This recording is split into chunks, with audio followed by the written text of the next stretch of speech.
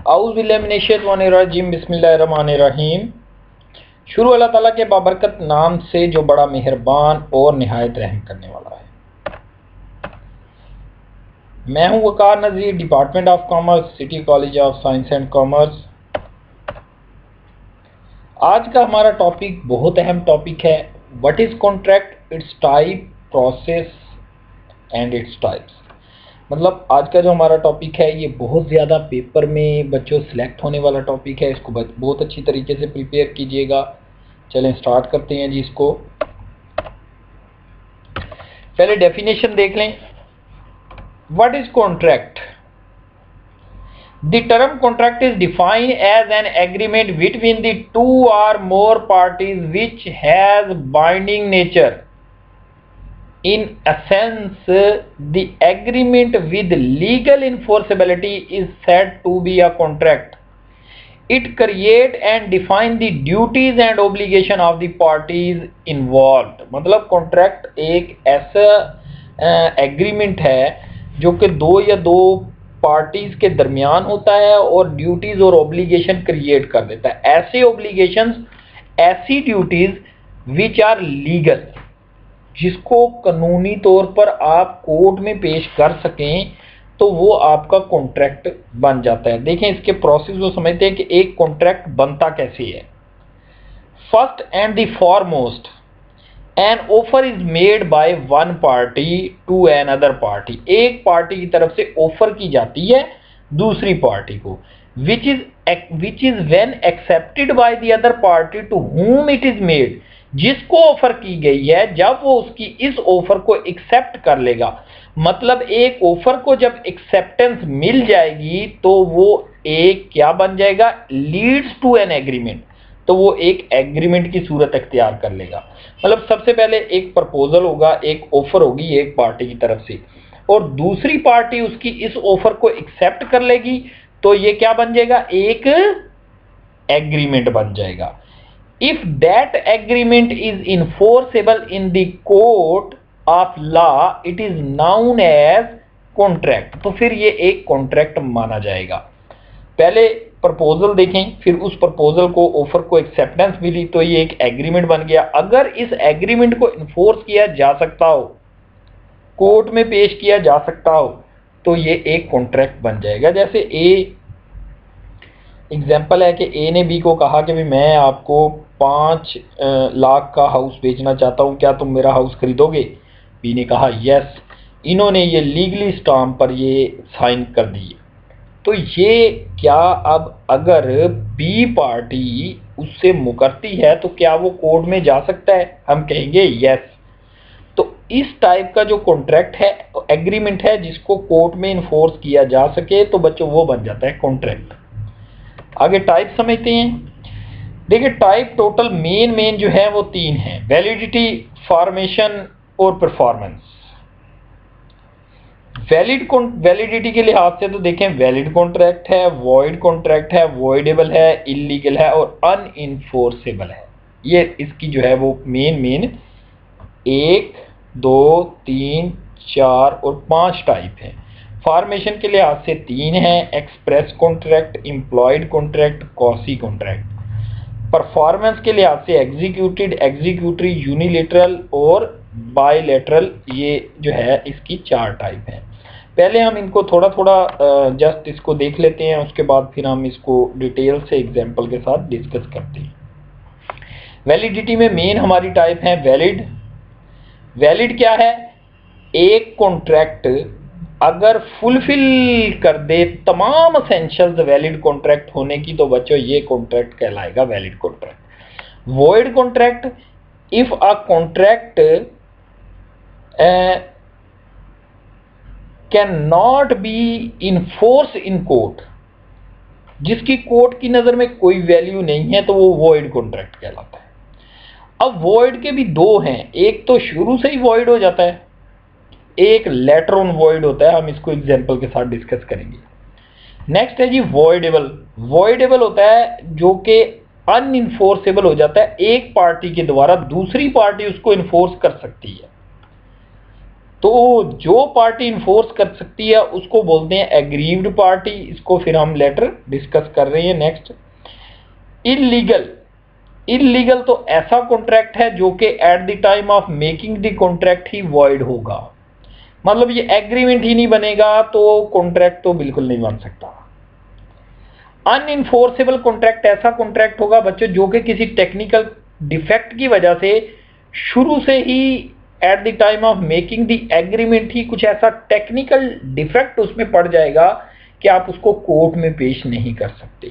चलें इसको डिटेल से समझते हैं जी। बेस्ड ऑन वैलिडिटी में पहला हमारा है valid contract. An agreement which is enforceable by law is a valid contract. A contract which fulfill all the essentials of valid contract is called valid contract। देखें, जैसे ए ने बी को कहा कि भाई मैं आपको अपनी कार बेचना चाहता हूं, तो क्या आप ये 10 लाख में खरीदोगे? बी कहता है यस। अब ये जो इन दोनों के दरमियान एक एग्रीमेंट हुआ, अगर ये 9, 10 जो हमने एसेंशियल्स ऑफ वैलिड कॉन्ट्रैक्ट में 10 एसेंशियल्स पढ़ी थी, अगर वो 10 की 10 एसेंशियल्स फुलफिल कर रहा है ये कॉन्ट्रैक्ट, तो ये एक वैलिड कॉन्ट्रैक्ट बन गया। void contract which is no longer enforceable in court of law is called void contract। void को समझे, void there is no value in the eye of court, ऐसा contract जिसकी कोर्ट की नजर में कोई वैल्यू ही नहीं है, तो वो void contract कहलाता है। देखें, कुछ कॉन्ट्रैक्ट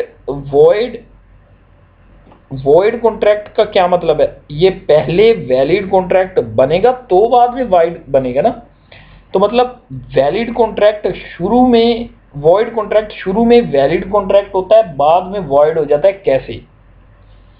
ए ने बी को कहा कि भाई मैं आपको अपना गोदाम सेल करना चाहता हूं, क्या तुम बेचोगे? उसने कहा ठीक है जी, मैं 10 लाख में आपको बेचने के लिए रेडी हूं। अब इनका जो आपस में एक कॉन्ट्रैक्ट हो गया, अभी ये एक बिल्कुल वैलिड कॉन्ट्रैक्ट बन गया। ए ने बी को कहा कि 10 तारीख को आप पैसा ले आना और मैं आपको गोडाउन की चाबियां आपको दे दूंगा।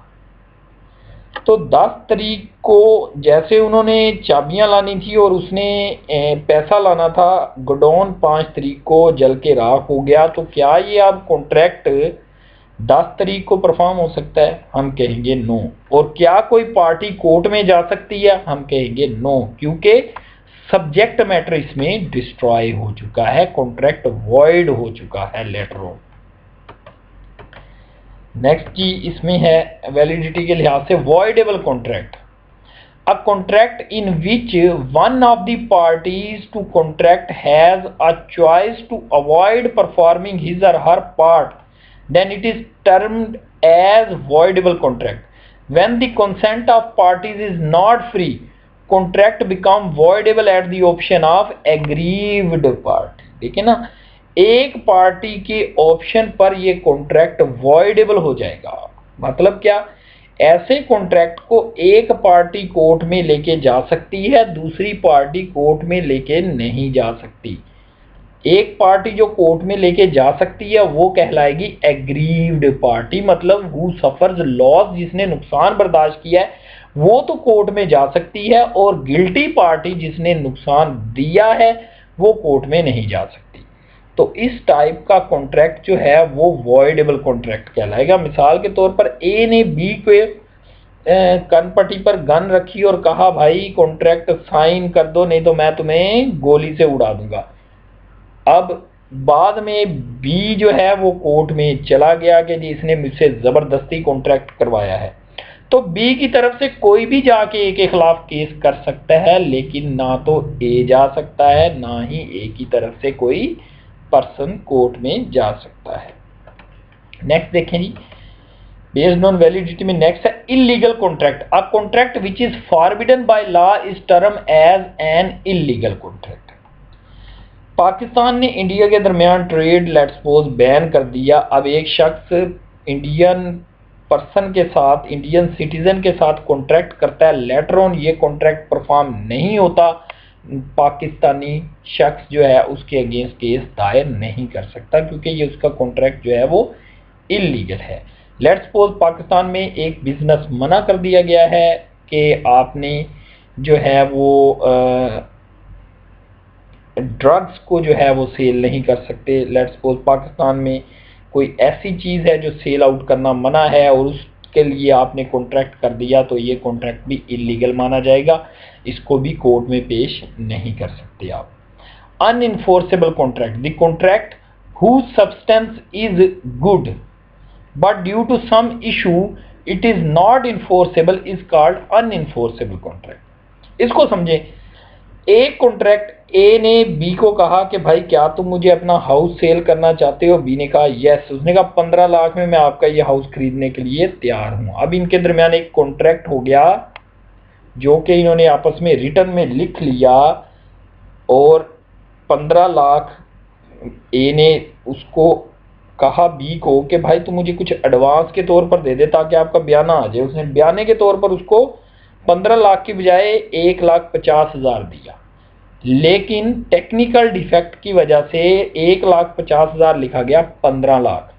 अब 2 माह के बाद जब मकान को सेल करने की बात हुई तो देखा गया बी ने जनाब बंदे इकट्ठे कर लिए और रोला डाल दिया कि भाई इसको तो मैं पहले से पूरे 15 लाख दे चुका हूं। अब उस पर तो लिखे हुए हैं, मेंशन भी है कि वाकई 15 लाख दे दिए गए हैं। अब ए जो है बी के अगेंस्ट कोई केस दायर नहीं कर सकता, ये कॉन्ट्रैक्ट अनइन्फोर्सेबल हो जाएगा क्योंकि उसमें ए के सिग्नेचर मौजूद हैं कि ए ने उससे 15 लाख ले लिया।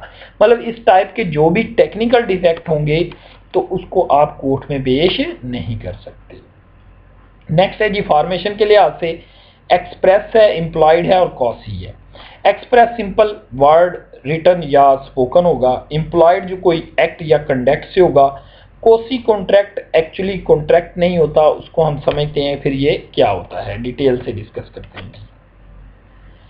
Express contract when the term of contract are express orally or in written is known as express contract.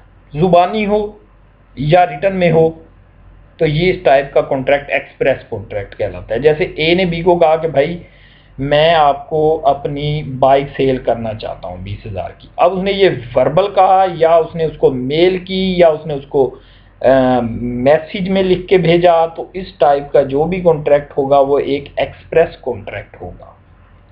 Imply contract ऐसा कॉन्ट्रैक्ट होता है जो कि कोई एक्सप्रेस अदर देन एक्सप्रेस होगा।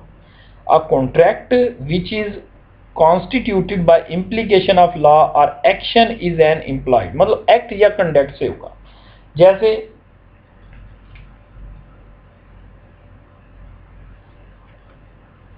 ए जो है वो एक लेट्स सपोज एक पैसेंजर है जो कि प्लेन से उतरा है, तो कुली जनाब उसका सामान फौरी लेकर चल पड़ता है। उसने उसको इस काम को करने से नहीं मना किया, अब वो उसकी पोजीशन पर सामान जाके रख देता है, तो ए जो पैसेंजर है उसके और इसके दरमियान ऑटोमेटिकली एम्प्लॉयड कॉन्ट्रैक्ट हो गया। अब उसका जो मुआवजा बनता है वो बी को कुली को देना होगा हर सूरत।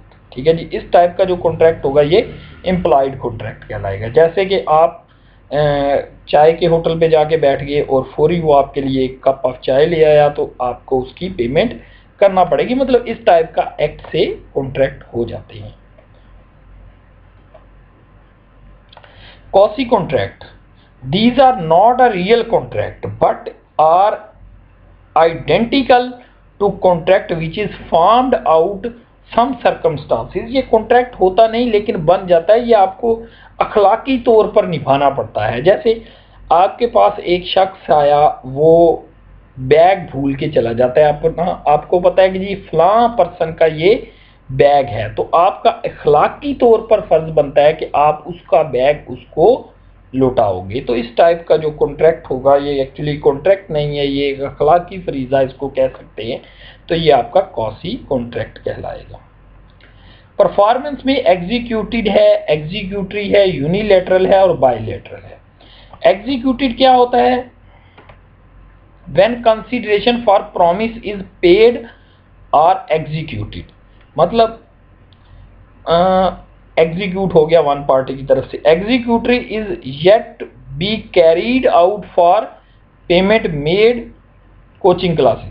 लेट्स सपोज इसको एग्जीक्यूटेड कॉन्ट्रैक्ट अभी कैरी, इसको हम लेटर डिस्कस करते हैं तफसील के साथ। यूनिलिटरल वन साइडेड कॉन्ट्रैक्ट होता है, बायलिटरल जो है वो इसमें बोथ पार्टीज ने अपनी जो है वो प्रॉमिस को फुलफिल अभी करना होता है, अपनी ड्यूटीज परफॉर्म करनी होती है। डिटेल से डिस्कस कर लेते हैं।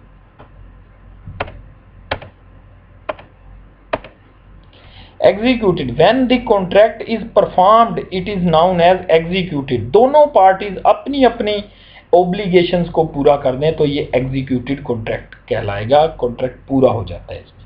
When the obligation in contract is to be performed in future it is described as an executive contract. जिसकी ओब्लिगेशंस फ्यूचर में फुलफिल करनी होंगी, अभी परफॉर्म नहीं हुई, वो एग्जीक्यूटेड कॉन्ट्रैक्ट कहलाएगा।